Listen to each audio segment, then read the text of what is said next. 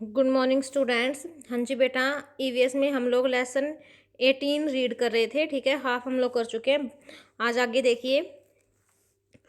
Eight some place the land is raised is the form of mountain. Mountain होते हैं आपके पर्वत, पहाड़। ठीक है, रेज्ड होता है आपका ऊपर उठा हुआ। ठीक है, प्लेस जगह या स्थान। ठीक है, ये कहता है जो लैंड है, जो आपकी धरती है, उसका ऊपर उठा हुआ भाग, उसका कुछ जो भाग है ऊपर उठा हुआ है, वो किसकी फॉर्म में है, यानी कि पहाड़ों के रूप में।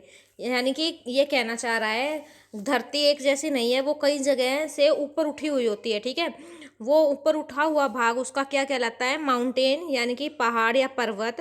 एंड हिल्स, हिल्स मैंने छोटी जो पहाड़ी होती है। ठीक है, and eight other place it is flat in the form of plants.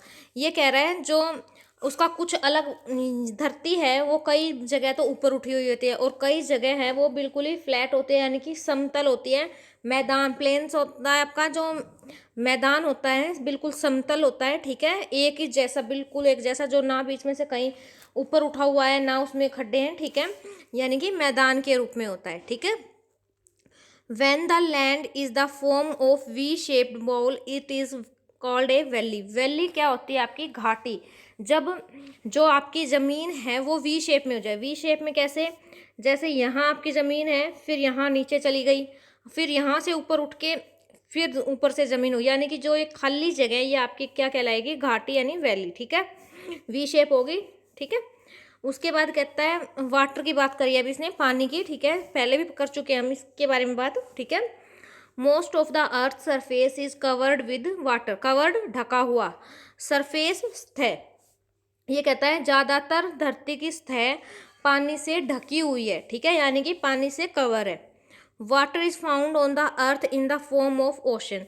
ठीक है, अब ये हमें बता रहा है कि धरती पे जो पानी है वो हमें किस किस रूप में मिलता है। कई रूपों में मिलता है, जैसे समुद्र हैं, सागर, नदियाँ, झीलें। ठीक है, उनके बारे में बता रहा है। देखिए कौन कौन से हैं। फॉर्म होता है प्रकार। ठीक है, देखिए ocean, sea, river, lakes, pond and spring और वाटरफॉल। ठीक है, यानी कि समुंदर, सागर, नदियाँ, झीलें, पॉन्ड्स तालाब, स्प्रिंग और वाटरफॉल यानी कि जो झरने होते हैं, जो ऊपर से पानी गिरता है। ठीक है, जैसे इसमें पिक्चर में दिखाया हुआ है, ये सारे आपके पानी के स्रोत हैं, यानी कि डिफरेंट मतलब के तरीके हैं जहाँ से आप लोगों को पानी मिलता है। ठीक है, अब इसने ओशन के बारे में बताया, वो देखिए।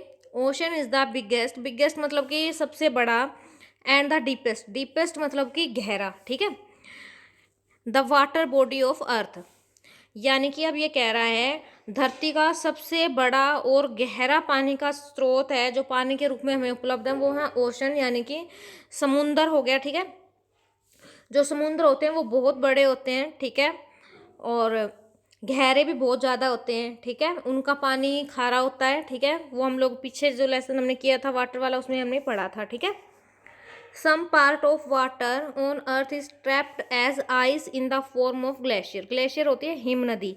हिम नदी क्या होती है, ग्लेशियर, जैसे कि जहाँ बर्फ बनी हुई होती है, जो पानी होता है वो बर्फ बन गया होता है। ठीक है, ये कहता है पानी का कुछ भाग धरती को बर्फ के रूप में, हिम नदी के रूप में ट्रैप्ड, फंसाना, फंसाए हुए या रोका हुआ, यानी कि जैसे धरती का कुछ भाग पानी से ढका हुआ है। ठीक है, वैसे ही धरती का कुछ भाग है वो बर्फ़ से ढका हुआ है, जहाँ हिम नदी है। ठीक है, जहाँ बहुत ज़्यादा बर्फ़ है, जिसको हम, जो पिघलती नहीं है, यूँ कह सकते हैं, और बड़े बड़े टुकड़े हैं जैसे बर्फ़ के। ठीक है, यानी कि बर्फ़, जो धरती का कुछ भाग है वो ग्लेशियर के रूप में ढका हुआ है या फंसा हुआ है। ठीक है, तो आज आप लोगों ने इतना ही लेसन अच्छे से रीड करना है और उसको समझना है। ठीक है, ओके।